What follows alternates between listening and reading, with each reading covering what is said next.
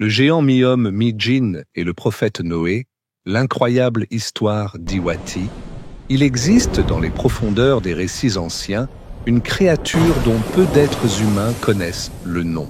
Un être colossal, haut de 45 mètres, ni totalement homme, ni totalement djinn. Un être qui marchait dans l'océan, vivant des poissons qu'il faisait cuire au soleil. Son nom était Iwati, créé par Allah à une époque où les cieux pleuraient le destin des hommes. Iwati vécut au temps du prophète Noé et joua un rôle crucial dans la mise à l'eau de l'arche. Mais ce géant n'était pas un simple serviteur. Son existence traversa les siècles jusqu'à l'époque du prophète Moussa, qui reçut l'ordre divin de mettre fin à sa vie. Ce que vous allez découvrir maintenant dépasse les frontières du visible et du connu. Car derrière l'histoire d'Iwati se cache un mystère divin, un secret du gaïb, transmis par les enseignements de l'imam al-Mahdi, Seydi Mohammed el-Cheikh. Préparez-vous à plonger dans une vérité oubliée, celle du géant des mers, Iwati, au commencement bien avant les civilisations que nous connaissons aujourd'hui, à une époque où la terre vibrait encore sous le poids des révélations divines, vivait une créature dont le nom s'est perdu dans les brumes du temps.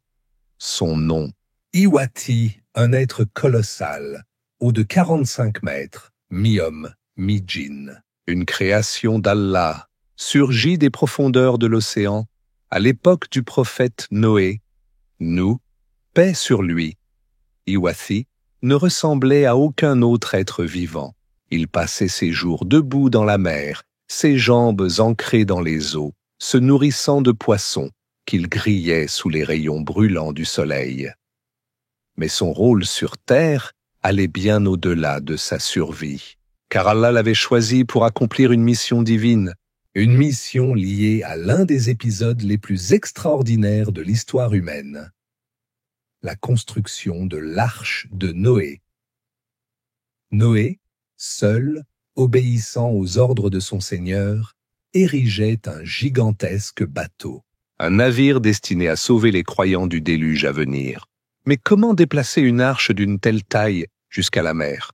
Face à l'impossible, Noé invoqua Allah, et Allah lui révéla l'existence d'une créature puissante, vivant dans les profondeurs marines. Un être de 45 mètres, ne mangeant que du poisson cuit par le soleil. Lorsque Noé rencontra Iwati, il le salua humblement et lui demanda son aide. En échange, il lui offrit un simple morceau de pain de mil. Le géant éclata de rire. Comment un si petit pain pouvait-il rassasier un être aussi immense? Mais Noé lui dit, prononce seulement Bismillahi Rahmani Rahim et mange. Iwati obéit, prit une bouchée, et aussitôt, il fut rassasié, étonné, émerveillé. Il comprit que ce pain portait un secret divin. Alors il accepta d'aider le prophète. En un seul mouvement, le géant souleva l'arche de ses mains titanesques, la retourna et la fit glisser sur les flots, jusqu'au rivage désigné par Noé. Puis il retourna dans les profondeurs, là où il appartenait. Lorsque le déluge s'abattit sur la terre et que les montagnes furent englouties, Iwati, lui, demeura debout au-dessus des vagues. Ni la tempête, ni la colère des eaux ne purent l'emporter, car Allah l'avait façonné ainsi, invincible, jusqu'à ce que vienne son heure, des siècles plus tard. À l'époque du prophète Moussa, paix sur lui, Dieu ordonna que la mission d'Iwati prenne fin. Allah dit à Moussa, « Va, et mets fin à la vie d'une de mes créatures. Elle vit dans l'eau, mesure 45 mètres. Son âme est plus proche des djinns que des hommes, mais elle n'est ni djinn ni homme. Elle fait partie des mystères de ton Créateur. » Moussa hésita. Comment vaincre un être aussi gigantesque? Et Allah lui révéla, « Le secret se trouve dans ton bâton. Frappe-le au genou et il tombera. » Le prophète Moussa s'exécuta. Son bâton s'allongea sous la volonté divine et d'un seul coup frappa le géant. Iwati s'effondra et dans un rugissement apocalyptique, il explosa comme une bombe céleste.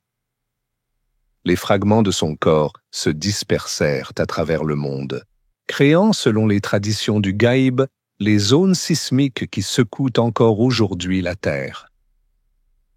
Car partout où tombèrent les ossements d'Iwati, la Terre tremblera avant la fin des temps.